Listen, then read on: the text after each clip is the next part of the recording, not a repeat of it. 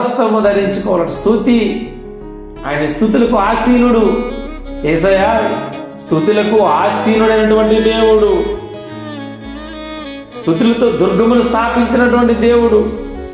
స్తుతి వస్త్రమును ధరించుకుంటే, రక్షణ వస్త్రమును ధరించుకుంటే, నీతి వస్త్రమును ధరించుకుంటే, ఉల్లాస వస్త్రమును ధరించుకుంటే, ప్రశస్త వస్త్రమును ధరించుకుంటే, రక్తవర్ణ వస్త్రమును ధరించుకుంటే శోభాతిశయముగా మన జీవితాలు వెలుగులోకి వెళ్తాయి.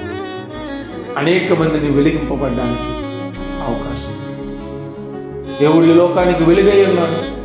వెలుగై ఉండడానికి వెలుగై వచ్చినటువంటి ఆ దేవుడు అంటున్నాడు, నేను ఈ లోకానికి వెలుగై ఉన్నాను, మీరు కూడా ఈ లోకానికి వెలుగై ఉండండి అని దేవుడు మనతో ఆలోచన చెప్పి,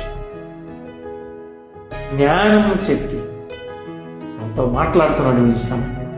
కనుక పరిశుద్ధంగా బ్రతకడానికి చక్కనటువంటి వస్త్రాలు ధరించుకుందాం.